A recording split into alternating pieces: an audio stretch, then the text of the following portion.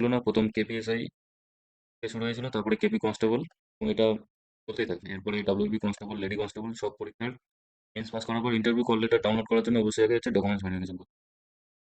তো এই documents verification কীভাবে করবে আমি হচ্ছে স্টেপ বাই স্টেপ আমি হচ্ছে দেখাচ্ছি। সবার প্রথমে ওয়েবসাইটে গিয়ে নিজের অ্যাপ্লিকেশন নাম্বার আর ডেট অফ বার্থ দিয়ে হচ্ছে এটা সাবমিট করবে। সাবমিট করার পর তো একটা ইন্টারফেস আসবে। এটা তুমি ফর্ম ফিল আপ করার সময় এখানে একটা হচ্ছে ফটো, যেটা ফটো আপলোড করেছে ওটা হবে। পিইটি পিএমটির সময় যে ফটোটা ওরা ক্যাপচার করেছে এটা হবে।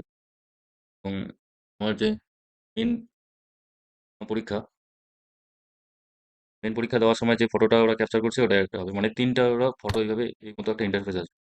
এই তিনটা ফটো কনফার্ম হওয়ার পরে হচ্ছে আই অ্যাকসেপ্ট, এখানে আই অ্যাকসেপ্ট ক্লিক করার পর সাবমিট।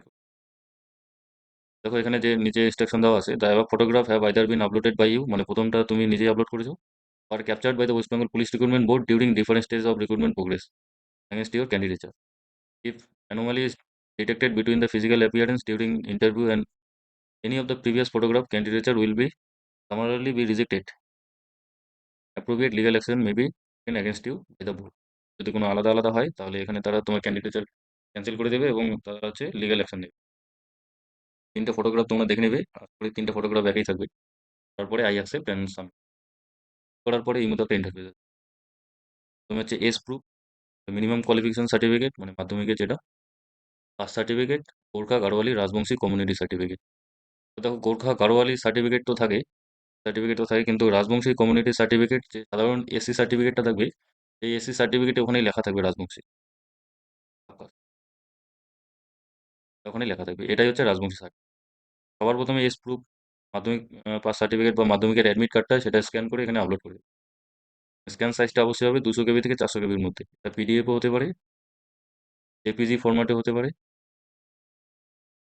হচ্ছে পিএনজি হবে না, পিডিএফ অথবা হচ্ছে জেপিজি ফরম্যাটেই। এই ফরম্যাটে স্ক্যান করার পর এখানে আপলোড করবে। পরে মাধ্যমিকের সার্টিফিকেট তো মার্কশিট, এটা হচ্ছে 200 কেবি থেকে 400 কেবি, এটা ফাইল সিলেক্ট করে এখানে আপলোড করে দেবে। আর কাস্ট সার্টিফিকেট, যে যার মতো কাস্ট সার্টিফিকেট, যারা ইউআর আছে তাদের তো লাগবে না, বাকি ক্যাটাগরি কাস্ট সার্টিফিকেট এখানে হচ্ছে আপলোড করে দেবে। এরপরে গোর্খা গাড়োয়ালি রাজবংশী সার্টিফিকেট, রাজবংশী মানে আবার এসসি সার্টিফিকেটটা এবার আবার এখানে হচ্ছে আপলোড করে দেবে। তারপর হচ্ছে সাবমিট করে দেবে। সাবমিট করে দেওয়ার পরেই তোমার ইন্টারভিউর যে কল লেটারটা এখানে হচ্ছে নিচে শো হবে। ডাউনলোড একটা লাল কালারের এখানে একটা অপশন আসবে যে you may download your call letter বা এডমিট কার্ড ফর ইন্টারভিউ। করার পরে তোমার click here to download print your admit card call letter, এখানে ক্লিক করলে তোমার এডমিট কার্ড ডাউনলোড করে একটা প্রিন্ট আউট করে নেবে। করে নিয়ে যদি চলে যাবে ইন্টারভিউ ডেটে ইন্টারভিউ দিতে।